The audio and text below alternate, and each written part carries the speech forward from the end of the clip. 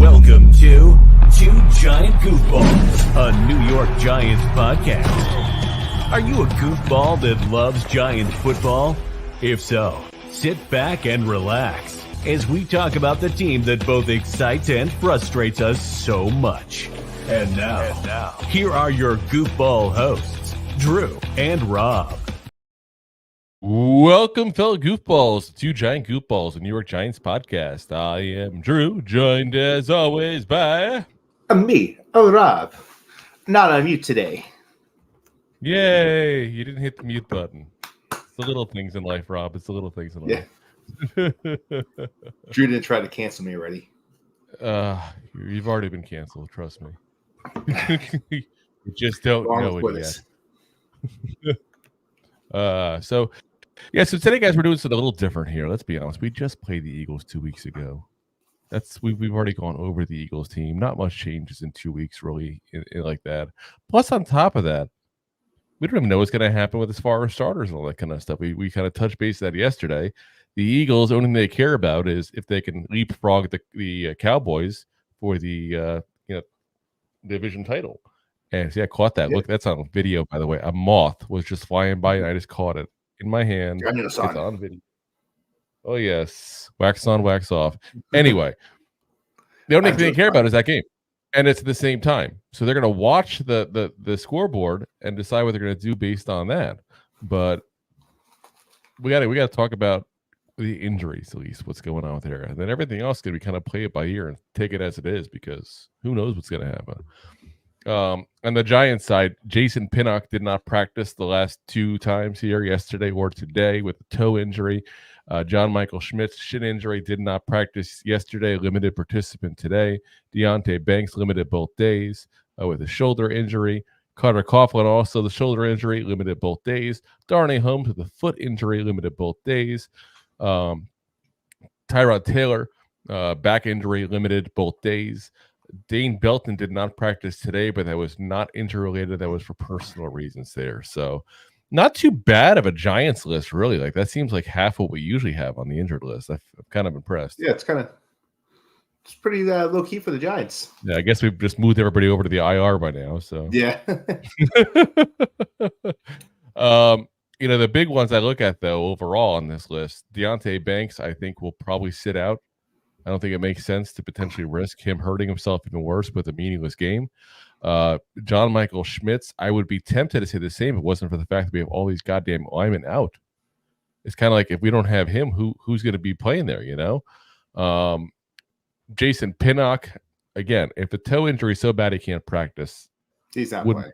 Wouldn't shock me to him not to play.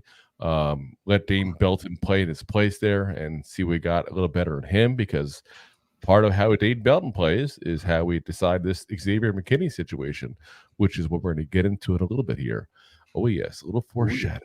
Ooh, the shadow. Ooh. On the Eagles side there, Jordan Davis, ankle injury, did not practice yesterday, limited today. Hassan Reddick had an illness, did not practice yesterday, but it was a full participant today. Devontae Smith did not practice both days. Zach Cunningham, limited participant yesterday, full participant today. Avonte Maddox was a limited participant yesterday, full today. Darius Slay, limited yesterday, full today. Again, a lot of this boils down to what they think they have chances-wise to be in this division. I think Devontae Smith will probably not play. I think he's one that I'm pretty sure is probably not going to be out there, which is part of why I say don't let Deonte Banks play if he's injured, because we don't need to cover as many receivers as we potentially would otherwise have to. Otherwise, again, this is all going to be based on what chances they think they have of winning this division. Otherwise, if a guy is hurt or coming back from surgery like Darius Slay, they're probably going to sit him and let him go and just... Yeah, because the report I looked at said he was limited today, not full practice. Which one? Sorry. Slay. Yeah, no, he's listed limited both days. Oh, sorry. Yeah. I said he was full. I don't know if he just ate or not. I don't know. I didn't watch his dietary needs. On the injury report. But yeah, I mean, it's not just us that are smart enough to go, wait a minute, the Commanders are not as good a team as the Cowboys. The Eagles aren't dumb in that regard either. So it wouldn't shock me at all to see them kind of sit a lot of the starters there once they start seeing that score going away. So we'll have to see. We'll have to see what happens there overall. It's kind of a crapshoot here. Yeah. So, yeah. remember, though, it was a close game last time. It It really was. was. That was a really close game. And I don't know about you Giant fans, but I don't want to win. I don't. Nope. I hear a lot of Giants fans like, oh, we got to win. We beat the Eagles. We stuck it to them. We took the division title away from them. Yeah, we gave it to the Cowboys. In that scenario, we gave the division to the Cowboys. Yeah. Do I Doesn't, who wins between those two? No. Now, if I can knock both of them out and let the Commanders win, hey, why not? I don't hate the Commanders as much. But yeah. I'm not going to hurt myself to help the Cowboys. That's stupid. That makes no sense. Yeah. So, all right. I concur, sir. Let's get to our main topic here today, though, because our main topic is not the game. Because as I mentioned, it's kind of a crap show game. We already played them 2 weeks ago. So if you guys really want to hear more about the Eagles and the Cowboys, I say Eagles and the Giants there, go ahead and watch. A couple weeks ago, we had an episode there. We did our preview episode. The first time we played them. All that information is still relevant. 100% how to do Nothing's much changed. Just they lost to the one out of the Cardinals. Yeah. That's what it boils down to. So, all right. So let's go over all the pending free agents, the Giants roster here, because that's one of the big things here is going to determine what our offseason plans are overall. So, we're going to let you guys know who is a free agent coming up this offseason that's currently on the roster, who we think the Giants will keep, who we think the Giants should keep as well, because those answers might not match, guys. There may be a chance where you go, the Giants probably keep this guy, but they probably shouldn't, or vice versa. Things happen. So, all right. First up, we're going to go, like I said, we're going to go like position by position here. So keep it as opposed to like favorites or biggest names. So we're going to start off with the quarterback room where there's one big name, our current starting quarterback, Tyrod Taylor, who's coming off, a decent season-ish, because it's a mixed bag, guys. He's played better. Probably, actually, we want to say he's probably potentially played the best of all three quarterbacks we've had this year. Yeah. But when it boils down to it, he's also 35 years old. He's also been injured multiple times, in his Giants career. This is not a guy who can stay healthy either. In his full career. Yeah. I mean, he's not part of the future of this organization. Let's be very frank there.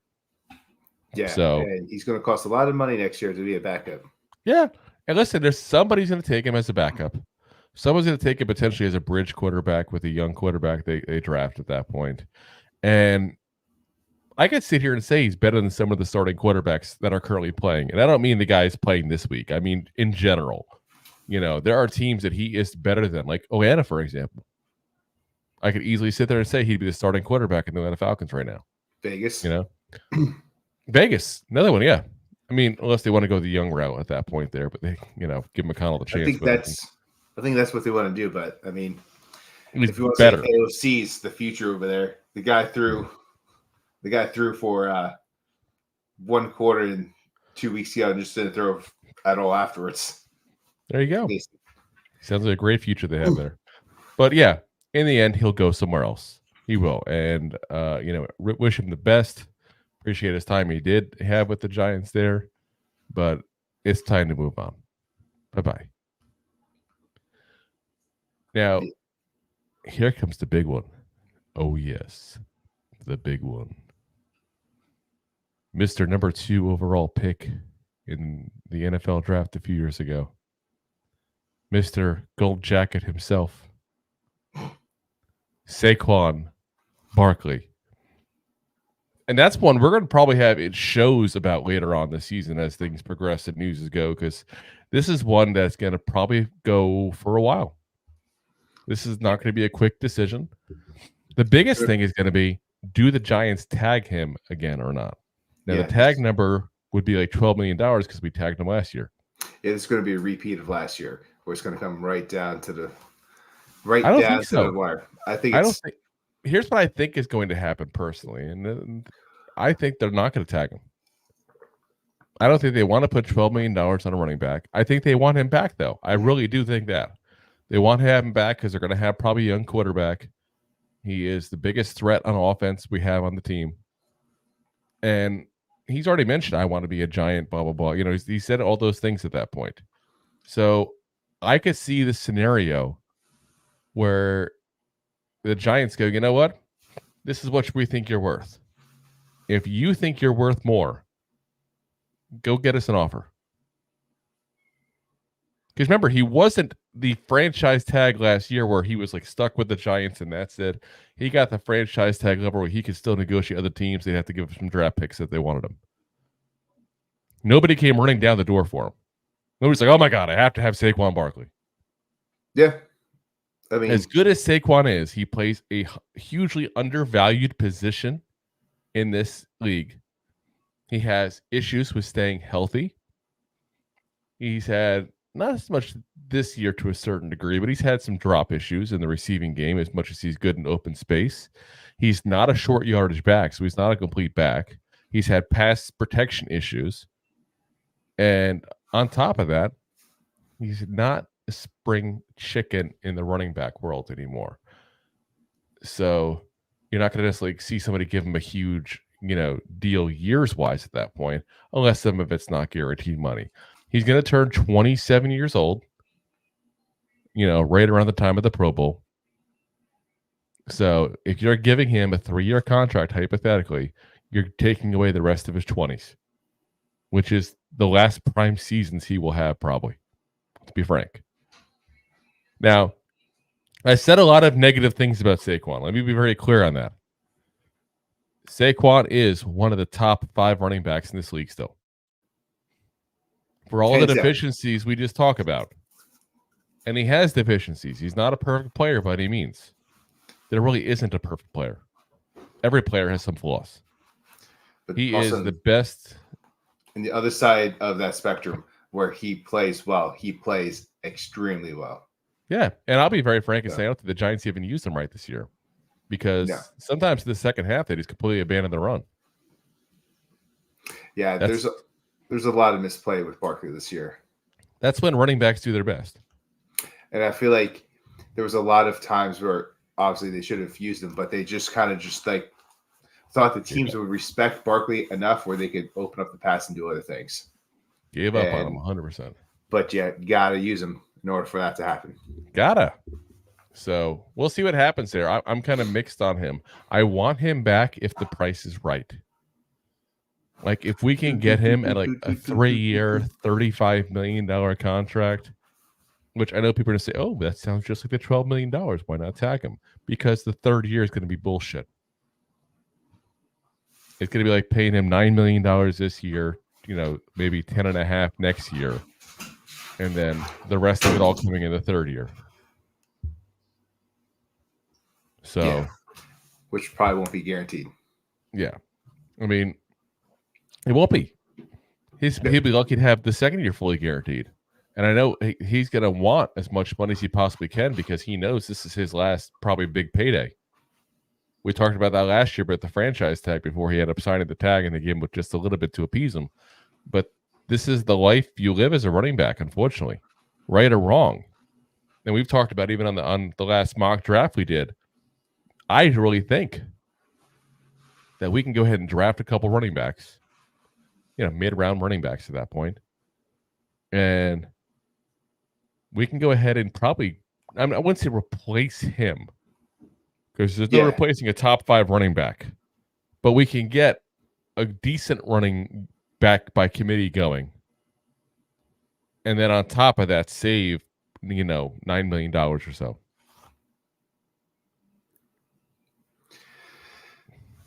Yeah, I mean, that could be an offensive lineman we need. That could be a corner we need. That could be a lot of things we need. You're not wrong. I think it's going to drag out because I think they're going to try, like you said, negotiate for every dollar. That's what they tried to do last year. So, and just like you said, the teams are not going to pay him as much. So he's going to want that much. It's going to be a giant. But if another team offers him $10 million, who do you see offering this man a ton of money? Honestly, Atlanta. I'm just being honest here, and I'm not trying to be a jerk about this. And I'm listening to this myself going, oh my God, I sound so anti-Saquon right now. I'm not. Anybody who watches this or listens to us on a regular basis, I am not anti-Saquon. But I'm a realistic Saquon fan. And I recognize what he plays, the cons of Saquon, and the age of Saquon. He goes to the Broncos and hates his life wearing orange. And it's also Saquon wants to be a brand. There's an advantage New York has. You know, he's a brand here in New York. Is he a brand if he goes to Denver, like you mentioned there a minute ago? Yeah, he'll does be he working enjoy at dispensaries. He's also a New York native. He's born and raised in the Bronx. Does he want to go somewhere else? To the Jets. Do the Jets really want him? They already have a good running back who's much cheaper. Touche. I was just being silly. I know, but I'm just trying to throw these examples out there. Like, I can't think of a single team that would go nuts for him. I mean, does maybe Baltimore? Because of OBJ and the connection there and everything. I don't know. And I'm not saying there's nobody that would. Don't get me wrong, but I don't think the doors to be like getting kicked in by NFL GMs, just begging for the chance to pay this man $13-14 million a year. I mean, a lot of people said that about CMC before he went to the Niners because his injury-prone history, and he's played pretty healthy for the Niners the past few years. So, and you and I have talked about this in the show. The 49ers have not paid him shit yet. I understand that. And there's going to be a day of reckoning coming in this offseason because he's going to be owed a ton of money starting next year. A ton of money. And eventually they're not going to be able to pay that, especially if they want to keep Brock Purdy. Oh, Purdy. So here's the one thing we'll look at as far as contract-wise. We'll obviously talk about Saquon a little longer than we do with some of the others because of the obvious importance he has to this team. Jonathan Taylor is the last big contract to be signed. His was 3 years, $42 million. He was also, what, 24? Yeah, that's part of it. I mean, let me see real quick here. Let me see what Over the Cap has him at. I want to see the breakdown of this as well, because that's part of the thing people don't like to ever talk about is it doesn't matter sometimes what the last year gives because it's all bullshit. So, yeah, he only counts next year. He counts $10 million and change against the cap. And then 15 and 15 the next 2 years. And they can cut him and save $10 million the next year.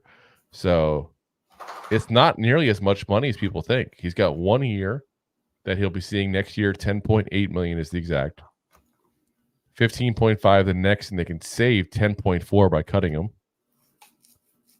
So what does that tell you right there? Might not see him. I'm just saying these are things people need to think about in these things. Plus, as you mentioned, the age thing. Jonathan Taylor is 2 years younger. Yeah, he'll be 25 in 2 weeks. I just looked it up. Yeah. Actually, 2 weeks a day. Damn, I'm good. Yeah, so he'll be 25 next year. Saquon will be 27. No, in 2 weeks. Yeah, but I'm saying next season he'll be 25. Saquon will be 27. That's night and day in the NFL world of running backs. Like I said, there's a lot to Saquon, and I would love to have Saquon be a Giant for life. But the price has got to be right to do it, guys. The price has got to be right. Like Bob Barker says, spay and neuter your pets. I guess he doesn't say it anymore, but you know what I mean. Drew Carey says it. I was about to say, because sadly, Bob Barker has been neutered. Wow. They did that to him before he died, or is it after? Well, I guess technically it happens automatically when you die. I don't know if it does or not. I don't want to know. Anyway, next up, let's get off this. Matt Breida is the next one here. I have him again listed as who knows. I could see either direction. I could see him going, but if he stays for the right price as an older running back, especially if they do like what you're thinking, maybe do a committee, have a veteran guy that's at a cheap cost. Oh yeah. He could it's not like I don't think Matt Breida is going to ask for a ton of money, guys. I think that's pretty safe to say. I don't think Matt Breida is going to go, you know what I need? I need a payday right now. That's not what he is. The guy has like 2,500 yards for his career in 7 seasons. He's a backup running back. So if he sees a chance to go ahead and be part of a committee here, I could see him, sticking around and staying.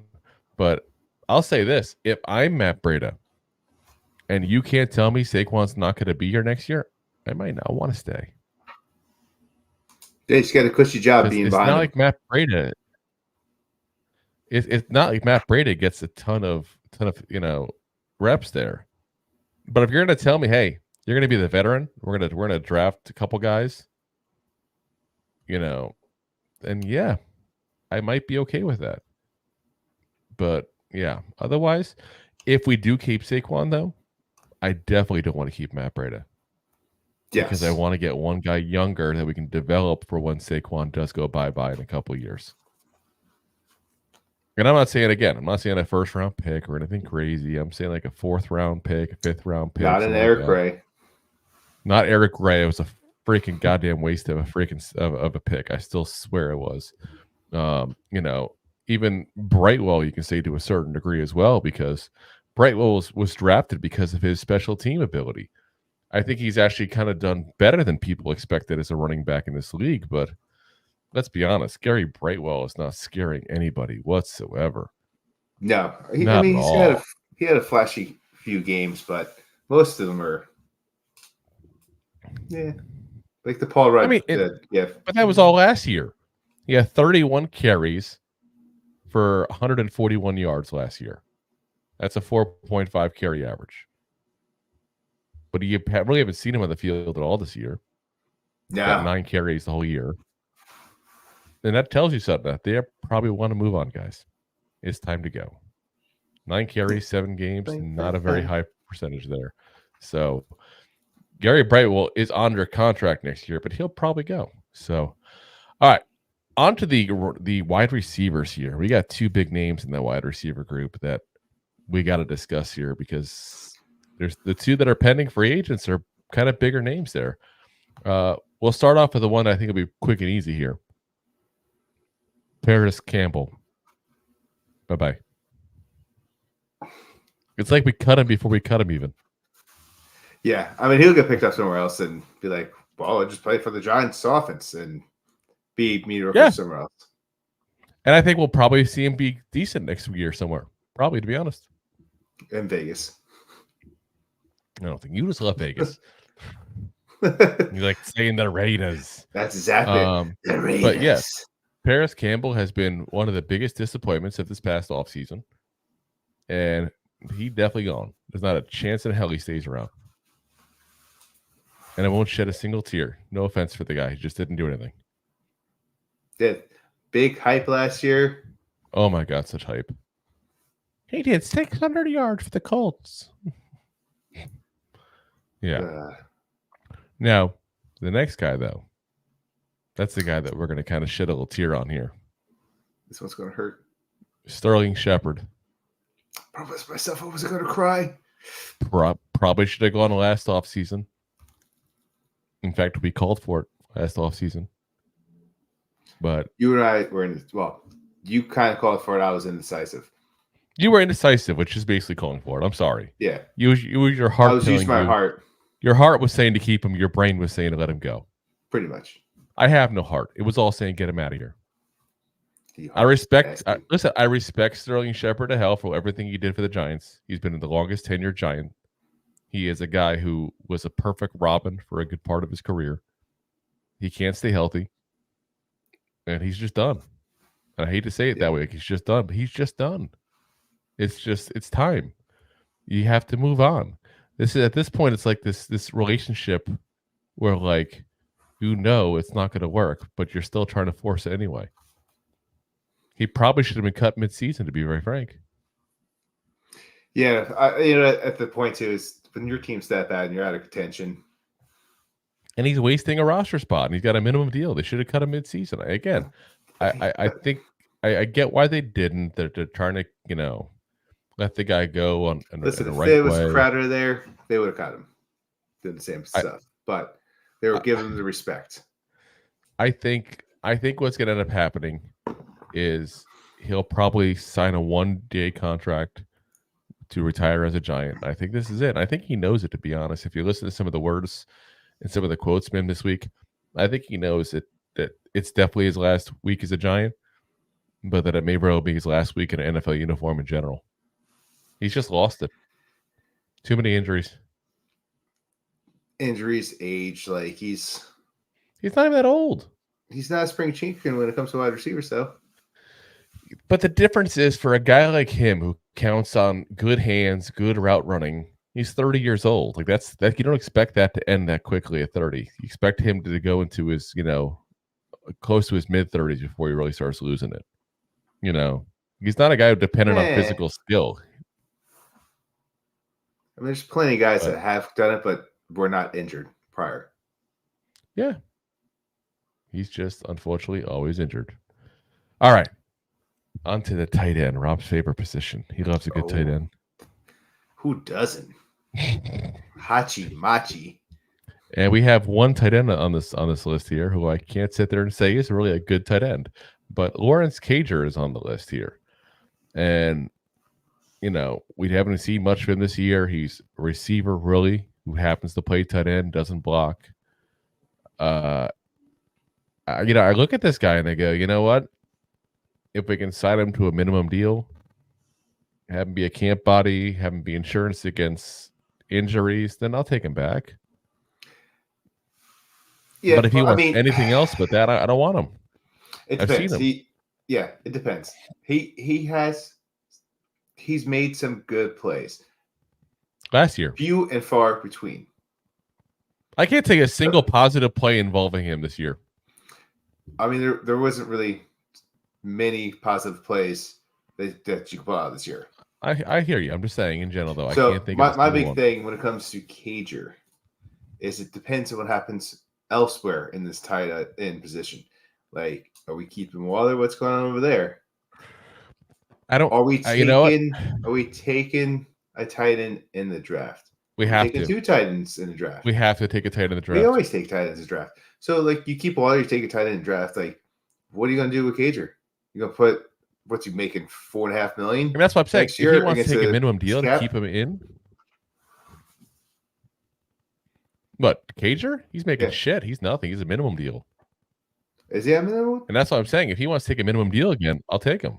He's taking a nothing deal. I tell you, this is like a nothing deal. And that's what I'm saying. If he wants to take that again, and we could bring him in as a camp body and potentially let him go, then yeah, what the hell? Why not?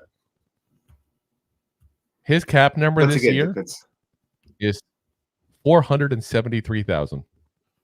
Oh, geez, that's a dingleberry off. My issue with him is not the money part of it. My issue with him is the talent part of it. He can't block. Yeah. And that's my biggest thing. He's got some health issues this year. He's 26 years old, so we know what he is. He's a borderline NFL player. Yeah. And listen, you still need borderline NFL players. You still need insurance against injuries. You still need extra camp bodies.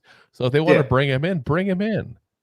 But if you're going to give him any kind of money that makes him a guaranteed part of the success of this team, then that's not a good move. No, my biggest thing when it comes to the tight end positions, we got too many guys that would run down the field or big body receivers that are lined up as tight ends, and that's where half our tight end room is. We need more blockers. Yeah. We need more players like Belly. Those are the guys. We need this, like corn-fed, like Iowa, Nebraska. Big Ten. Yeah, like those. For some reason, it's weird that's where they really do come from. Oh, here we go. Oh, I always have to. We got a spammer on Twitch. I always have to throw the spammers up. I wonder how often people fall for this BS. Like, oh, here's this person. They must really be good at what they do because they messaged me on Twitch. The bad thing is I can't even just delete the comment like I can on most things. It's funny. Anyway, though, yeah, like I said, bring him in at a minimum deal. Don't make him an integral part of the offseason plans. And if he happens to stick, he happens to stick. If he doesn't, he doesn't. No harm, no foul. That's where I'm at with him, assuming he wants to come back. All righty. Next up, a guy that played an integral role in the season. A guy that I just don't think I to the team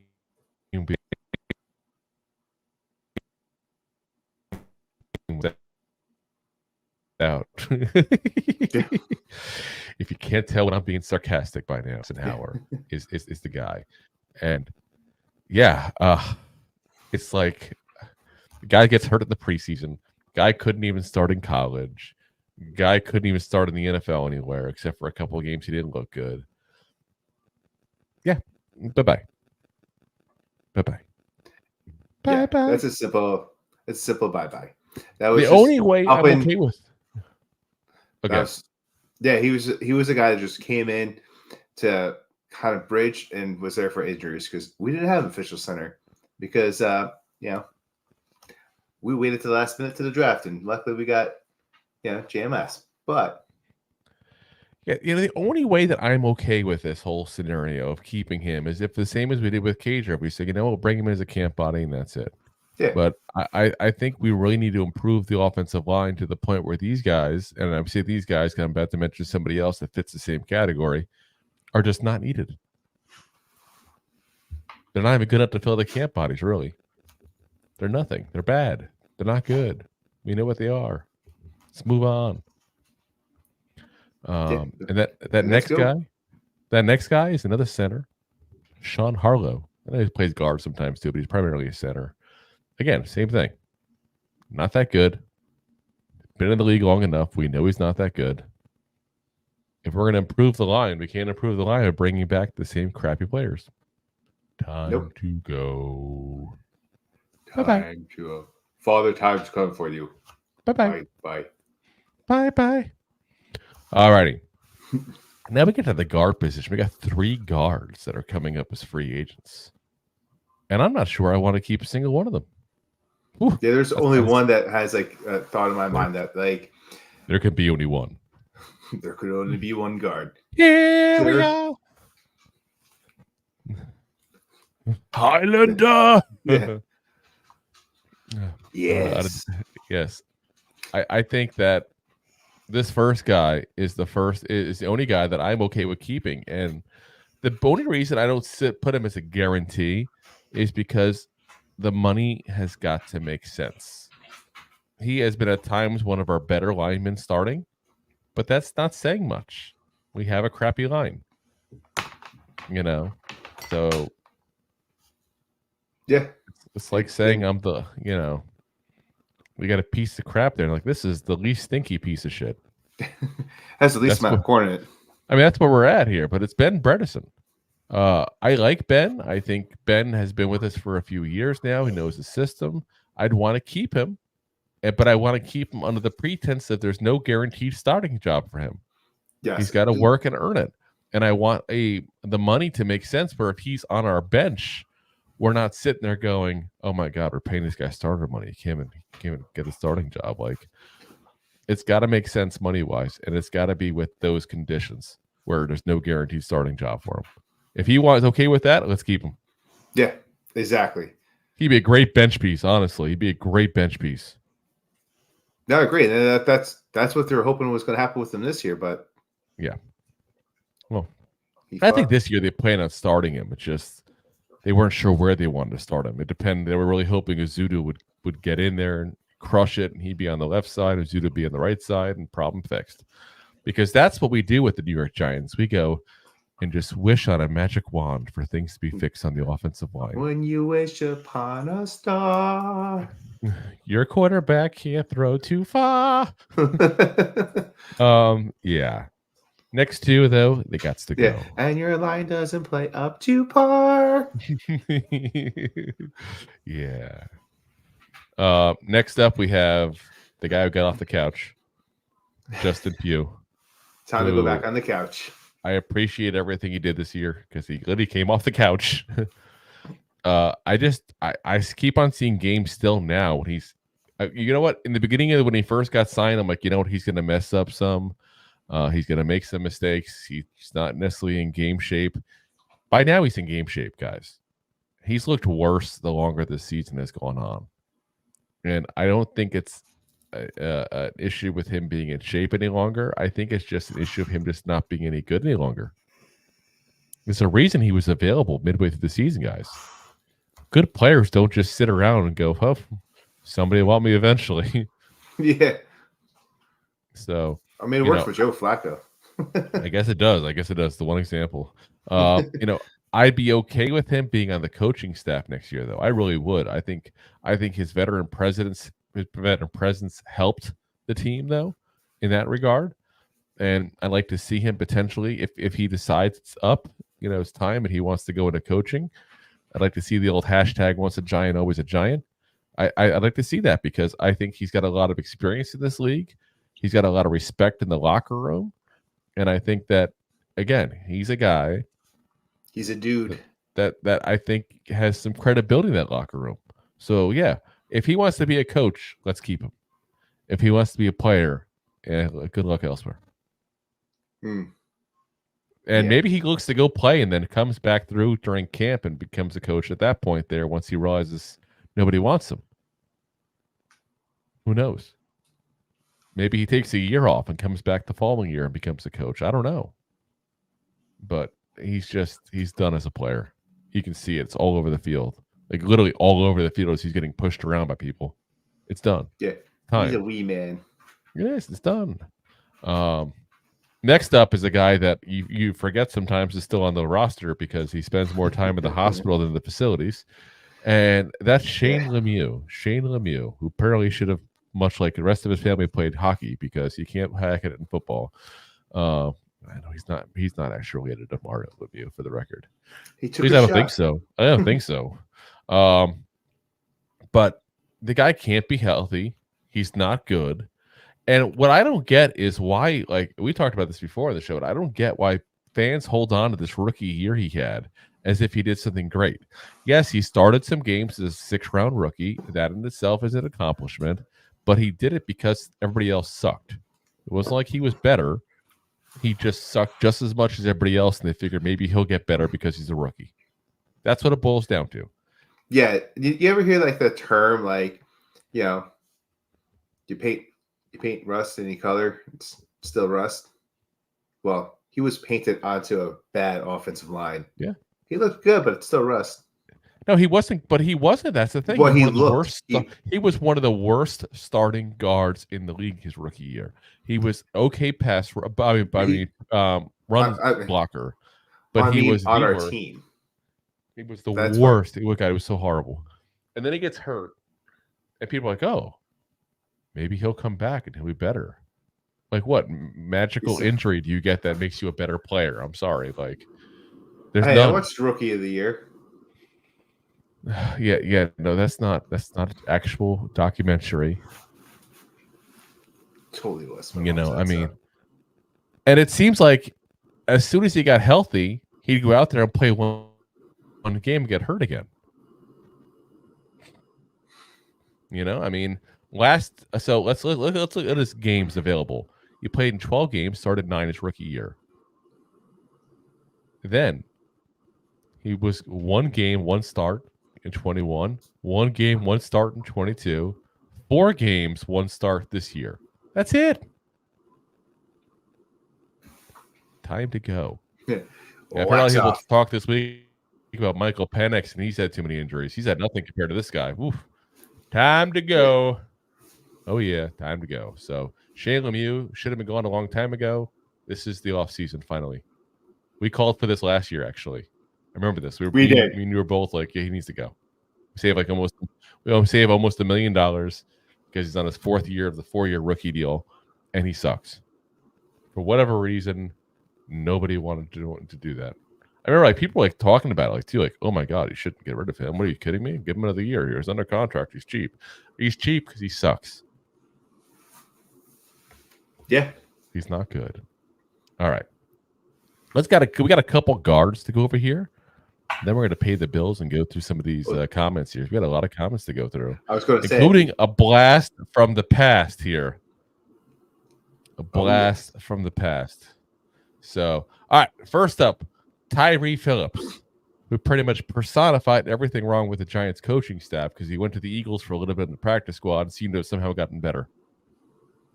I'll call it what it is. He is a guy I would like to see back with the Giants again next year. You and I remember us flipping out when they cut him at the divisional 53 because they kept a guy we're about to talk about next.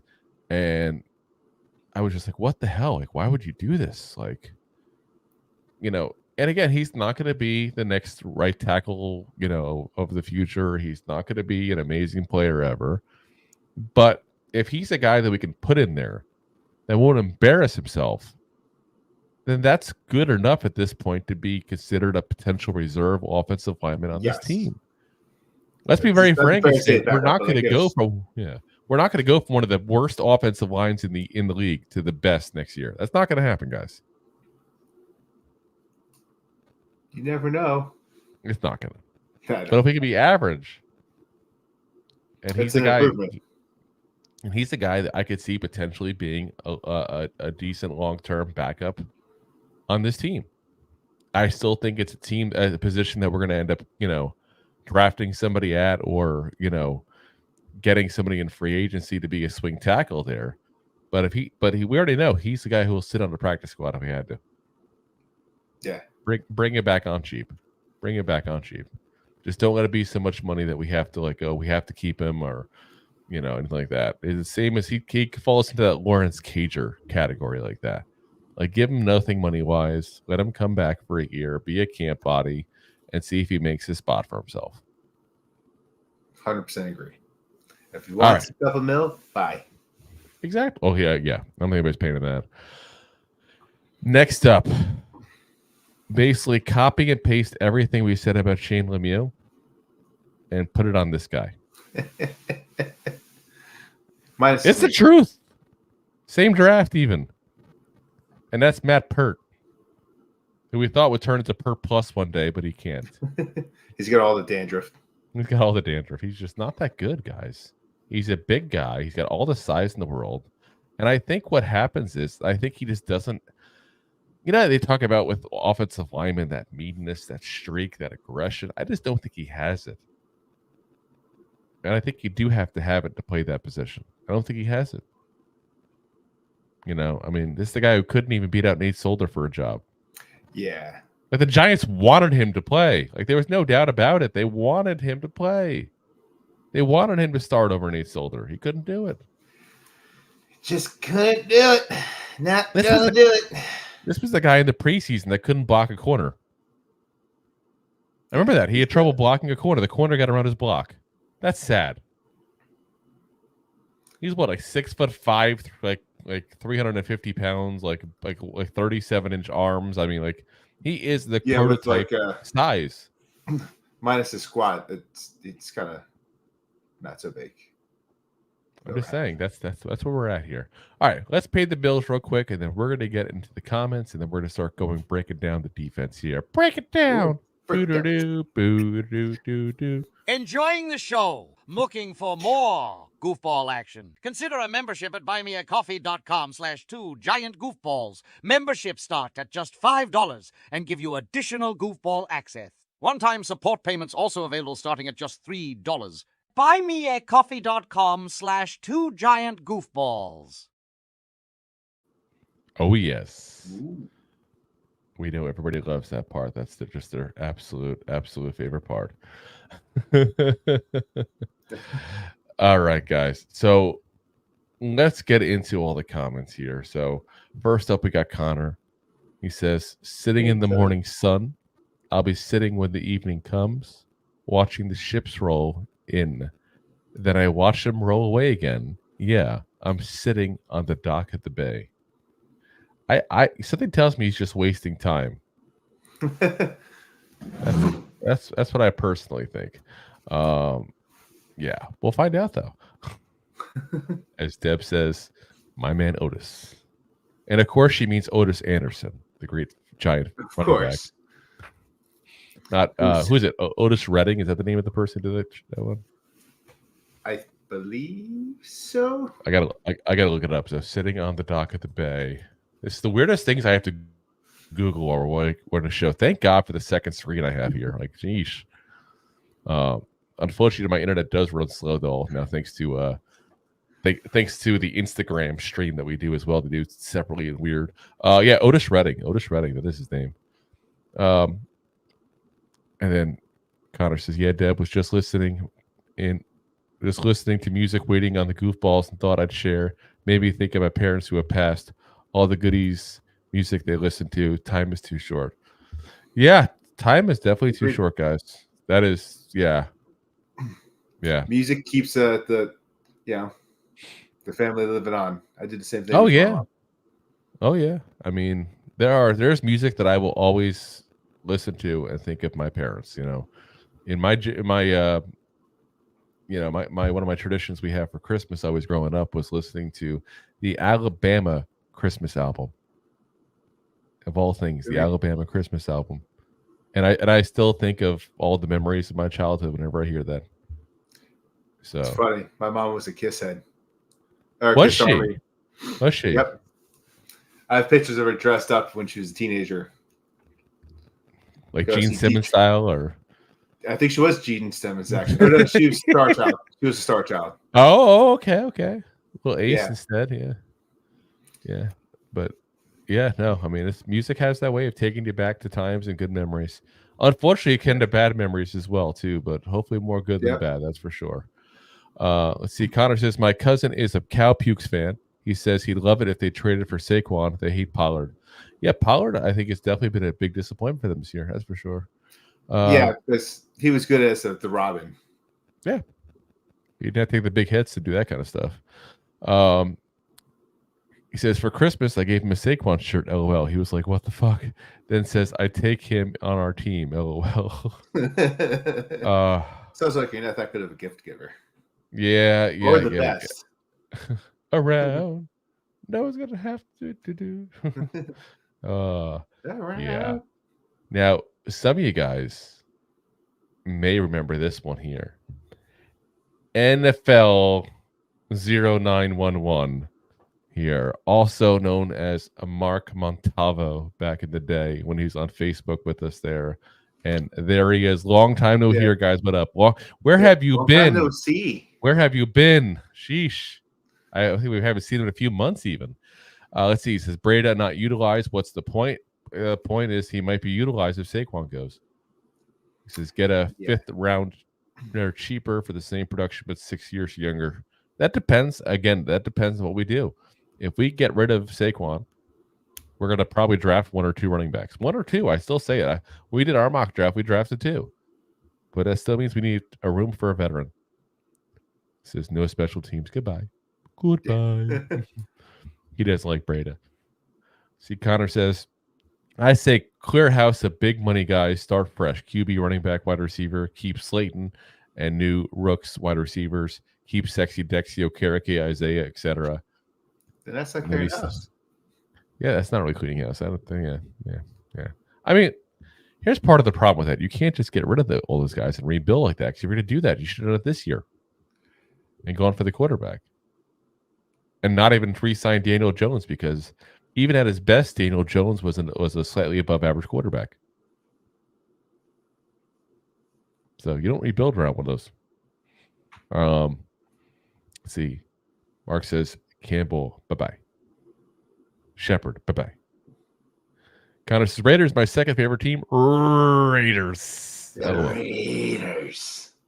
I guess my second favorite would be the Bucks, just by proximity, because I live here. I don't know. I don't root for them per se, but good for everybody else that lives here when they win, I guess. I don't know. Yeah. See, Mark says he jinxed us this year talking about Super Bowl preseason, and I think that was more talking about Sterling Shepard there. But yeah, he was just hoping, because I think he knew the end was near. Honestly, I think he wanted something special last year. This is not what he wanted. So, hopefully he gets maybe a ring as a coach or something, because the players respect the hell out of him. And again, this was a guy that didn't count on his physical tools. He counted on the fact that he ran good routes and had good hands. That's things you could share and teach. He's another guy that may end up on the coaching staff eventually. And I'd love it. For those of us who were older like myself, and Rob. He's not too much younger than me. He's a little bit younger, but not too much younger. We remember the days of Jesse Armstead and Charles Way and other players that you now see on the sidelines on Sundays. These are guys that are still within the organization, still teaching the young guys at that point there. So, it happens. By the way, if people don't know who Charles Way is, don't know the history of Charles Way, look up Charles Way 1997. Was that his really good year he had? I think 97. Just Google that year of his when he's just bumbling and fumbling into people like that point. They just bounce off him like he's like bumper cars over here and he's winning. Like an unfair fight truck at full speed. Yeah. Oh my God, he was so good then. Let's see. We can see here. Waller, bye-bye, Mark says. And then he says, Bellinger took a step back, thought he would show something once Waller went down. Didn't show much. Disappointed he didn't do better. Yeah, I mean, I'll agree with that. I mean, I still think Bellinger is a guy that I want to keep in the long-term plans for right now. But he's also had a couple of really bad penalty calls. He had 2 of them last week alone. Yeah, he's definitely didn't have the sophomore season I wanted him to have. But I do wonder, was part of it because of Waller? I was about to say, when you're targeting Waller way more, because Bellinger was a little bit of a crutch last year for a DJ.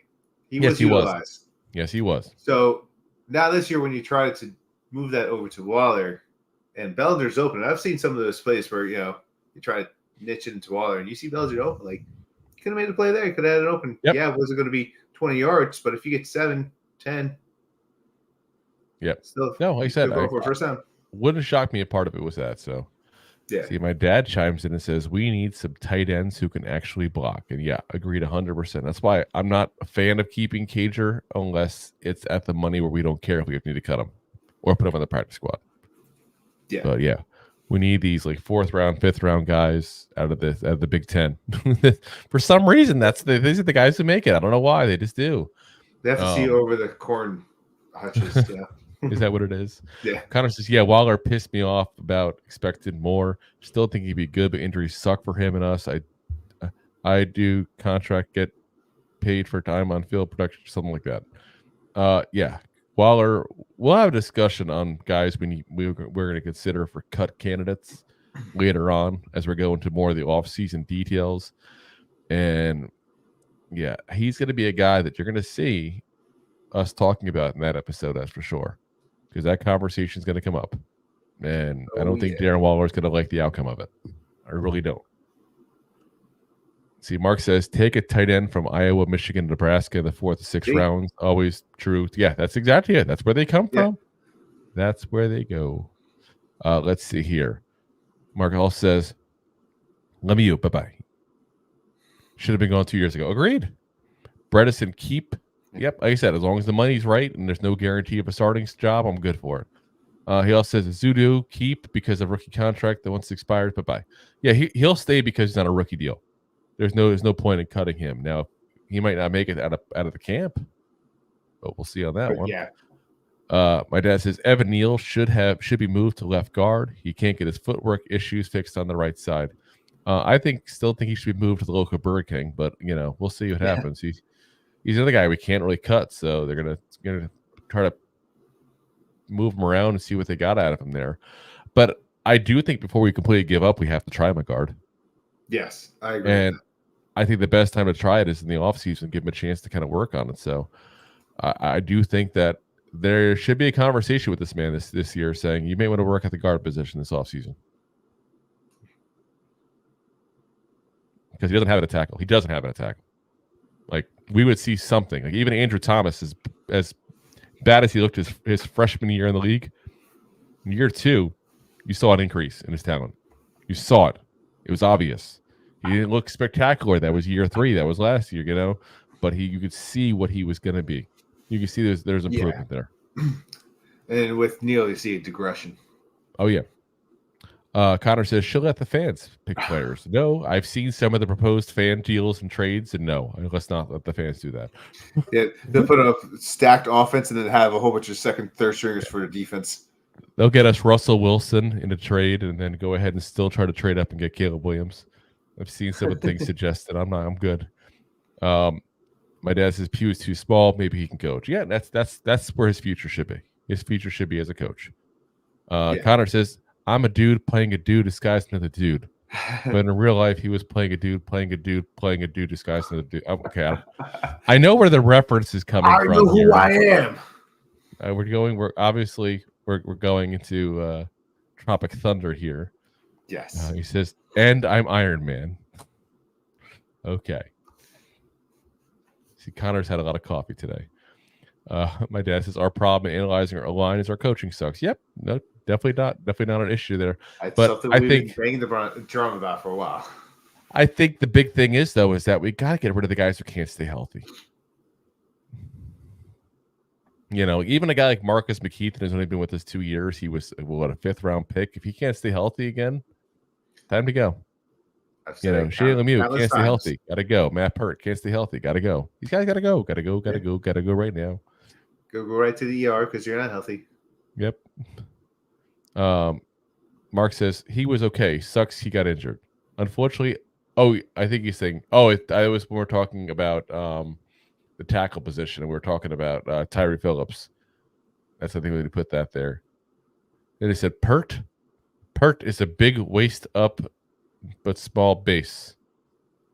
Good O-line usually have big asses and tree trunk legs. He was the opposite. Are you saying a tree trunk ass? Is that what the suggestion we're making is? Tree trunk legs. I'm just a little like a fat ass. I'm just nuts. Yeah.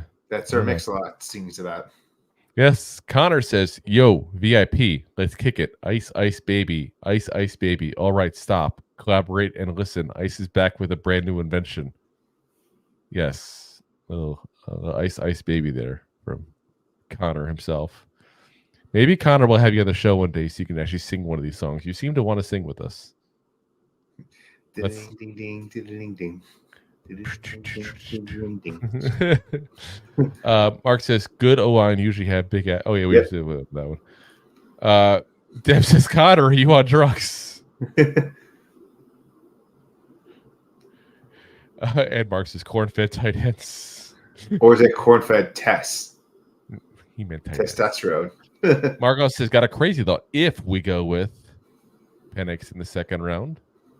And my only concern with that is honestly, if we're going to go with Penix in the second round, let's say hypothetically, we think he's available. That's the spot we want him for.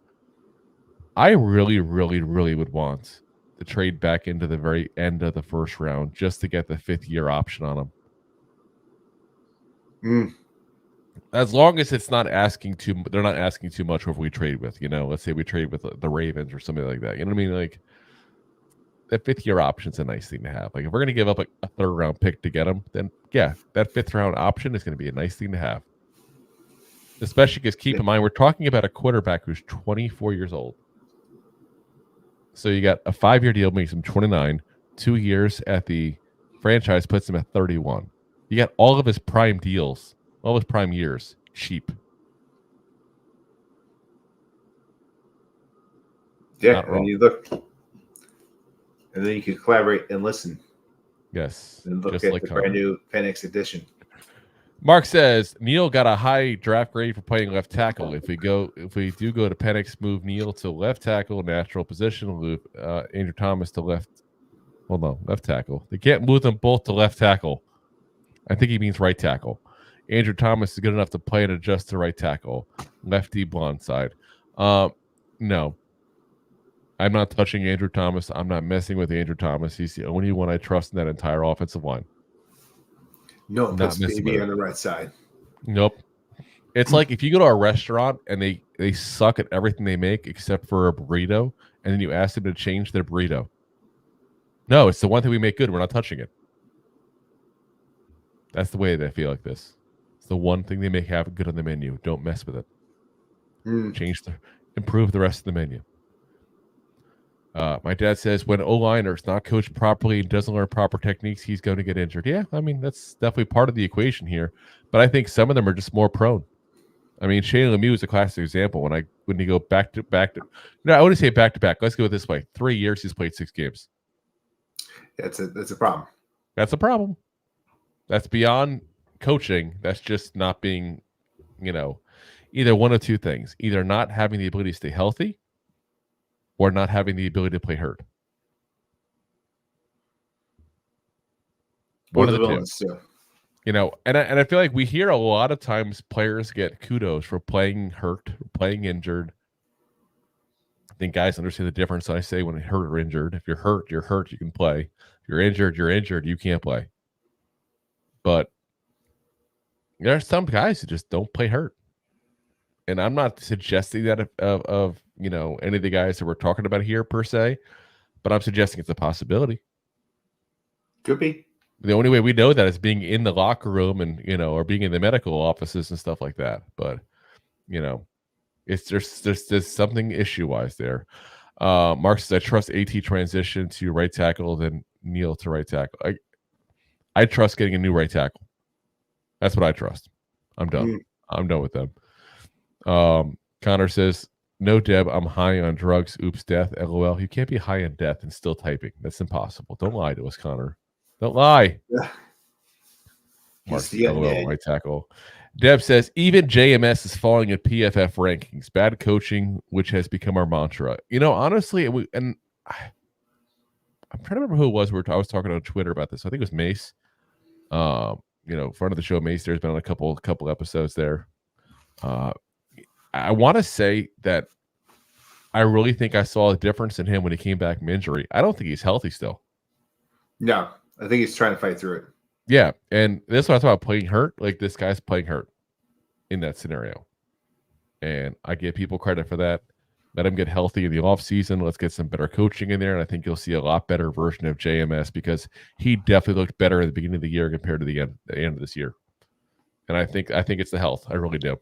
And get him a new offensive line coach. Yeah. Mark says, good guard play helps center play. Yeah, that does. And good guard play helps tackle play. And, the hip bone's connected to the leg bone and all that stuff. So, The hip bone connects to the leg bone. Let's get into the defense here, guys. Defense. We're even talking about special teams. We'd have some special teams to even talk about. Ooh. First on the defensive line, A'Shawn Robinson, who I'm putting in my I couldn't care either way category. I don't think he's a bad player. I just think he's another guy who has issues staying on the field. So if you're telling me that you can make the money right for a guy who's had some trouble staying on the field, then I'm okay with it. He's played in all 16 games. I'm sorry, he's played all 16 games so far. But I feel like he's gotten hurt in like 3 or 4 of them where he's always battling some kind of injury. I mean, he tries to play through it, but it's like...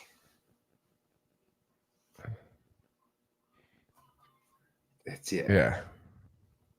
And he's a good player. I just don't want to tie up a lot of money to a guy that I'm not confident is going to stay healthy. He's had health issues all his career. 10 games the year before. Had a full season the year before that. 8 games the year before that. 13 games the year before that. 13 the year before that. So, when you're talking, let's see, 1, 2, 3, 4, 5, 6. 2 out of the last 6 seasons he's played a full season. There's the health concern. Now, he was cheap this year. I think he could potentially be cheap again next year. And if he's cheap, let's keep him. But if he's going to want a ton of money, then he's got to go. If he's cheap, it's for me. Yeah, that's where I'm at. And again, money boils down to a lot of these issues potentially sometimes, so you got to look at it that way. So, but we got to get someone on this defensive line. You'd also don't want to create a hole where there's not a hole right now, because there already is a little bit of a hole in that line because we did trade away with Leonard Williams. You said hole. I said it a couple times. Yeah. It's a holy conversation. But holy bartender, yeah. I get it. That's like I said, that's where I'm at. As long as we can get him for cheap enough, let's keep him. If he wants just a couple $1 million, let's bring him back. But if he wants to start getting $10 million, then bye-bye. And remember, he was another guy that nobody picked up till the end of the season there. Because he had the injuries the year before.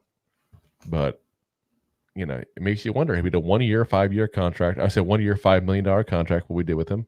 He wants to do that again. I'm cool with that. But if he wants $10 million, time to go. Yeah. Time to go.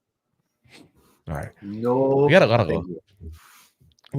of linebackers talk about, guys. Like, oh my God, I didn't realize how many linebacker free agents we had. Mostly because 2 of them don't even play every linebacker.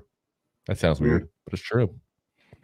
First up, Jihad Ward, Hottie. And he's so highly. I think this is the guy that, as long as Wink comes back, we'll have him back again at a cheap deal, 1-year deal again, probably. Yep, because he'll follow Wink wherever. He just exactly. He's Wink's guy. He's Wink's bros. guy. He'll probably end up being a coaching guy on Wink's staff eventually one day. But in the meantime, he's going to go ahead and he's going to play wherever Wink Martindale plays. So I want Wink back. I'm assuming we're going to have Wink back. Therefore, I'm assuming we're going to have Jihad Ward back for another year. 30 years a Giant. Yay. Yay. Next up is a very interesting conversation, I think, potentially with this guy, because he's got the pedigree of being a top flight draft pick that didn't quite pan out with his first spot. I think he's done good this year, but I think he's done not top half of the first round good. I think he's just been a solid role player on this team overall, and that's Isaiah Simmons. So he's a guy that I do want back. Again, at the right price. He's going to have to be a role player, linebacker / safety like he is this year at that point. That's what he is. He's not going to be a star in this league. He's not going to be one of your best defensive players, but he's a guy who's going to fit a role. He's good in coverage. He's surprisingly fast at that point in pass rush at that point. I don't think we've used him enough in that type of role there. But he's not going to be your every down linebacker that you're putting in a 4th and 1 because you want to stop the run. Like, that's not who he is. So use him for what he does well, which is what every coach says they're going to do. But use him what he does well, and don't try to use him for what he doesn't do well. And I think he'll be a good player for years to come for the Giants in that role. So hopefully they get him. Hopefully they keep him. Pay him like $3 million a year or something like that as a backup role kind of thing. And let's see what happens. I concur, sir. Concur. All right. Really good. Next up, another guy that's kind of an interesting role in this. Jared Davis, who was going to be a starting linebacker for us this year before he got hurt in the preseason. And this is a guy that I want to bring it back. I want to see what he's got. But again, the price is the big thing. He's coming off an injury. Keep in mind, the year before we got him off the practice squad of the Lions. So bring him back on a role, kind of like Lawrence Cager. We talked about that kind of scenario. Bring him back on a role where we can bring him in, let him go through camp with us, see if he makes the team, not have to be any loss of money if he doesn't make it. Yep. No, considering how everything went for his career the last couple of years, I think he'll take that. And worst case scenario, we have ourselves a really good backup linebacker. It's got starting potential, starting experience, and is a good guy to have in the team overall. All right. Oh, yeah. It's getting that veteran status. Now, the next two players, Rob, you can see the list. Should we just combine these two together? Yeah, it's pretty much the same difference. That's what they are. It's the same exact player. One actually plays defense once in a blue moon. One never does. Carter Coughlin and Cam Brown, who are both, I'm kind of shocked both of them completed their rookie deal, but both of them have completed their rookie deal. Now, they're both very good special teamers, not to take anything away from them whatsoever in that regard, but that's all they are special teamers. You're literally holding on to these guys specifically for special teams. And I would rather go out and get replacements for them personally because special teams matter. Don't get me wrong. We've talked about this before, but I want a guy who can come on defense and do something. Something. That's not these guys. These guys are purely special team players, and somebody will probably pick them up somewhere. But, yeah, It's just a little ridiculous at this point to be keeping these guys, especially if we keep Jared Davis, we keep Isaiah Simmons, we Yeah, I keep was gonna say. we'll have those two along with Micah McFadden and Bobby Okereke. Like, how many linebackers do you need? We're just like raining linebackers. Watch out, they're I'd rather- heavy. Yeah, I'd rather just line us up with a couple of undrafted free agents guys, and hope they actually can show something on the actual defense side of the ball, along with being good at special teams. That's what I like to do. It's just it's insane the way we've done it. So, all right, we're going to go into the secondary. Ooh, Yes, the secondary. The first one here, because we got some big names in the secondary coming up here. The first one is one that we talked about this before. I think he sealed his fate last week. And that's Adoree. Yeah. Sorry, Miss Jackson. sorry. His free agency's for real. Never meant to let you drop the Never. pass. Sorry, I couldn't tackle Puka Nacua. I am for real. Going on the market. I'm not one for PFF grades typically. I think they're one of the tools to have in the bucket, so to speak, there, if that makes sense. Like, it's nice to have. It's not the end all to be all. I looked today, actually, as we're writing this out, kind of looking at the thought process of what to do with Adoree Jackson. And I'm like, you know what? I want to see, does my eye test match what the rating he's getting? He's being rated in the high 40s, whereas the prior 2 years, he's been in the 70s with PFF. So, yeah, that's a big drop, guys. And we've seen some missed tackle issues. He always had those with him. He is a guy who depends on his speed and his athleticism. He is a guy who gets hurt every single year, and he's getting into his late 20s. I was about to say, he's starting to push the envelope. Yeah. Now, if you're going to tell me that we can get him on a very cheap deal, a couple $1 million, and you want to bring him back one more year while we develop somebody to be his replacement, because let's be honest, we don't have a replacement for him on this roster, then I'm okay with it. It's not that I dislike him. I just don't think he's a long-term part of this team. So, otherwise, bye-bye. Yeah. Bye-bye. The problem is, finances. Like, he's done, like you said, he's done a really good job with the speed, keeping up with really good top flight players, making sure they don't catch the ball. But he misses one of those things. He misses tackles. He doesn't get interceptions. Terrible. Yep. So he's not great against the run.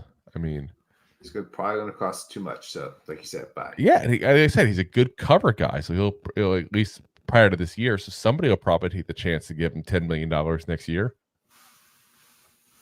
I don't want it to be us. That's where I get. I just don't want it to be us. So, bye-bye, Adoree Jackson. Next up is one guy I will be so happy to see gone. Oh my God, this guy. You have such a hate boner for this guy. I don't want to say hate boner. I just don't think he's any good. And I don't get how he's lasted so long, except for lack of other options. And that's Darnay Holmes. Darnay freaking Holmes. Doesn't take Sherlock to see why I don't like him. He's got all kinds of pass interference calls at the worst times and everything.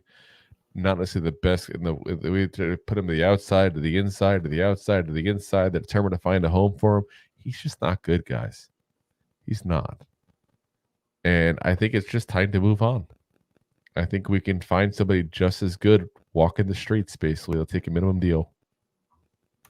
Maybe. That's where I'm at. So bye-bye. What do you think? You want to keep him? You seem to think I hate him. No. He could have had three interceptions every game, and you're probably like, he looked good, but get rid of him. I think I've proven with my words on the Scottish Hammer that my opinion can change based on, and I can say I was wrong. I'll give you that. Because I hated that man. That's the hate boner last year. And he sucked last year, point blank. Yeah, he obviously did. He obviously put the time and the work and the effort in this offseason and got a hell of a lot better. And I'll even say he should have gone to the Pro Bowl. Ooh. That's how far I'll take it. He should have gone to the Pro Bowl. Yeah. You got the Scottish hammer, if you know what I mean. Got a hammer for the hammer? No. Yeah. Yeah. Anyway, we got one more person to talk about in our secondary here. And this is the one that I think it's going to hurt a little, guys. Yeah, this one, going over this, like, I would like to, but I just don't see how it would pan out. I think he's overrated.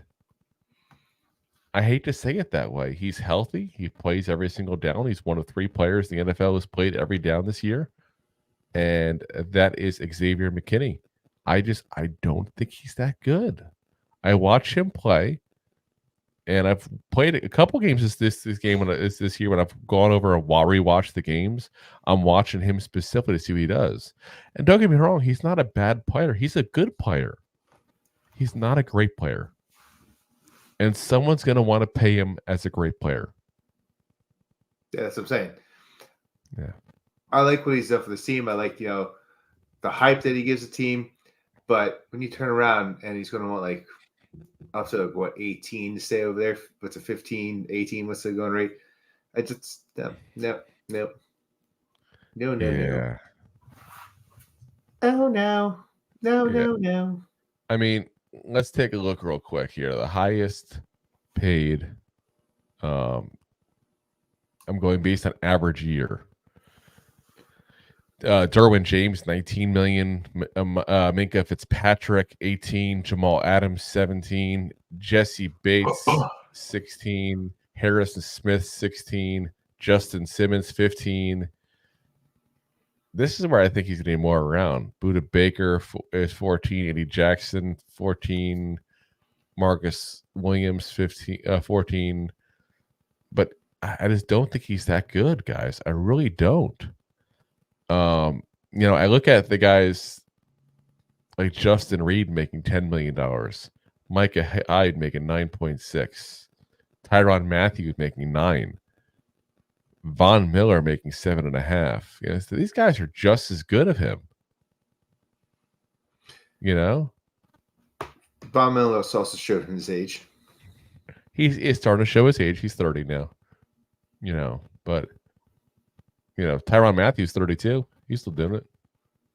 Micah Hyde's 34. I mean, obviously part of this is the age thing. If you're telling me we can get him for like $10 million a year, I'm cool with it. Yeah, but I still think that's a little high, but I'm cool with it. But no, he's gonna get some money, guys. He's gonna get some money, and I'm telling you right now, if you look at the players right now, there's 64 starting safeties obviously in the league. You got 2 per team. I'm on page 1 of top paid, and by the time I get to the bottom of page 1, we're already at $4.5 million. You don't have to pay these guys all this money. You don't, and you probably shouldn't. I mean, do you think Xavier McKinney's a top 10 safety in this league? No. So that puts him under $13 million. Do you think he's a top 20? You're talking around there. So that puts him anywhere from $7.5 to $13 million. There you go. Yeah. So, like I said, and I think that's where he's at. Like I said, at around a $10 million deal is where I think he should get. But somebody's going to overpay for him. Let us not be us. Let it not be us. So, it's a bye-bye, but not because I want to have him bye-bye. It's because he probably has to go bye-bye. Because we can't pay him $15 million a year. We can't overpay. Nope. So let's get into the special teams, guys. So special. Casey Kreider, the long snapper. Keep him. You always keep the long snapper. He's been a very good long snapper. Keep him. There's no reason to get rid of him. He's not going to want a ton of money. Here's an interesting one. Punt returner / wide receiver. But really punt returner. Gunnar Olszewski.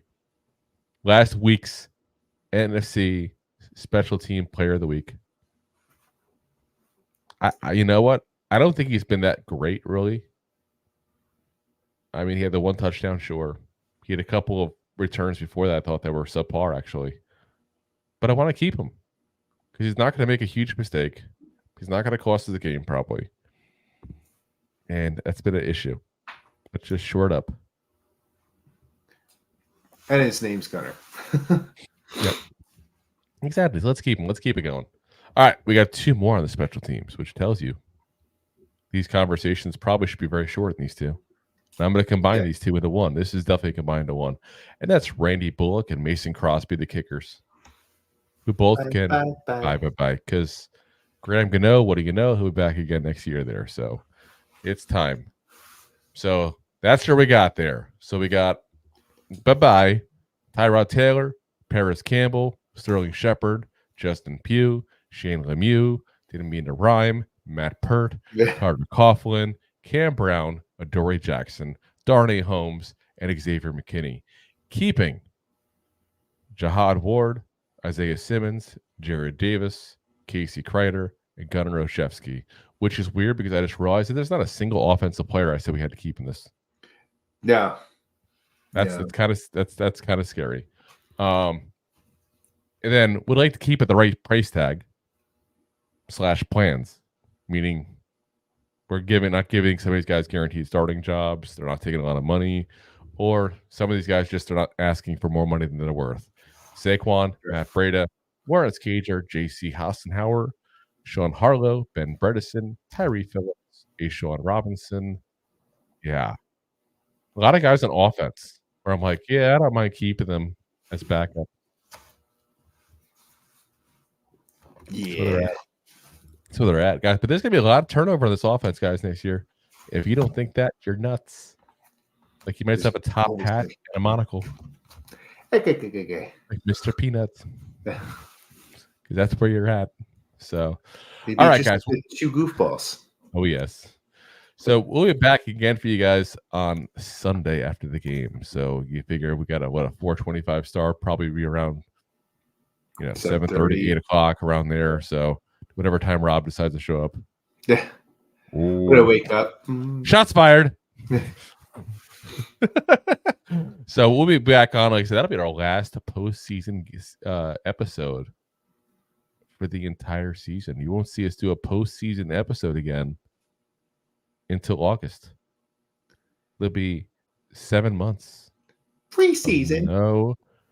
No post game shows. So we hope to see you all there for a very special edition of 2 Giant Goofballs, the bye-bye episode. Bye-bye, Giants. Yes. Elimination. Yes. It's not just a diet. Yeah. No domination. Yeah, no, there was no domination this season at all. That's it. It's fair to say. So we'll see you guys again on Sunday, right after the game. And then next week we got to start things a little different there. We're going more into post game there. So we'll let you know the schedule on Sunday as we work that out there for you. But obviously we're going to do similar to what we did last year. We'll have our look at way too early look at people that in free agency we like. We'll do our look at people that could be cap casualties. We got to do our goof awards again there on the award show that we're giving that nobody even knows they're getting or cares about, but whatever, we're doing it anyway. Yes. So, we got a lot of things going forward for you guys there. We'll start doing our breakdown of each position and where we're at, where we could improve on, options and those kind of things. That was a pretty big hit the last year. That we went not just who we had, who was available free agent wise, who was available draft wise, that kind of stuff there. So, if you're an actual Giant fan who loves getting into the weeds, oh yes, we get into the weeds more than Grateful Dead. Okay. So we're going to be here all off season long. So we'll see you guys. As always, we are live on YouTube, Facebook, Twitter, Twitch, Instagram, and of course, Rob's favorite, Drew's LinkedIn page. Oh yes, my LinkedIn profile. And of course, we're next day available on all the audio podcast platforms, iHeartRadio, Spotify, Apple, Amazon, Google Podcast, what other podcasts there are. So many different podcasts, bro. So Listen, if we're not on it, you're just on the wrong one. Delete that app, download all the ones we are on, subscribe to every single one of them because ring it the helps bells. our downloads. Oh, yes. Hit the like, hit the subscribe if you haven't already. Helps us get this out to everybody there, guys. So, this program is 100% free, except for those, obviously, that donated at the Buy Me a Coffee, which we appreciate. So all we do ask in return is hit the like, hit the share, let people know about us there, because we're 100% organic growth as of right now. So, we're doing it based on word of mouth, and we count on people like you guys to let your friends know as well about the show. So much appreciation to those of you guys that do on a regular basis there. Again, welcome back to Mark, who's popped in for the first time since the Nixon administration. It feels like we haven't seen him in forever. I am not a crook. Always good. Yeah, that's part. Like I said, that's part of the fun. I'm glad we converted over about a year ago to doing live shows here on the internet here, because it's a lot of fun to see the back and forth and seeing the the comments and from everybody there. So appreciate you all that are there and are commenting. Not that we don't appreciate people that are just shy listening in the background or listening on the audio. We appreciate you guys as well. It's just we don't know you guys as well because you're not over there in the comment section. So appreciate everybody as always. We'll see you guys again Sunday after the game. As always, Giant fans, Go G-Man! Go G-Man! Go G-Man! G-Man! G-Man! G-Man and tights. Thanks for listening to Two Giant Goofballs, a New York Giants podcast. We appreciate your support. If you made it this long, you must have enjoyed it. So I am sure you have followed us on all the social media platforms. Of course, you have subscribed to the show on your favorite app as well and given us a top rating. Right? Right? Right? Thank you to those who have signed up for our silver gold levels of membership at buymeacoffee.com/2giantgoofballs.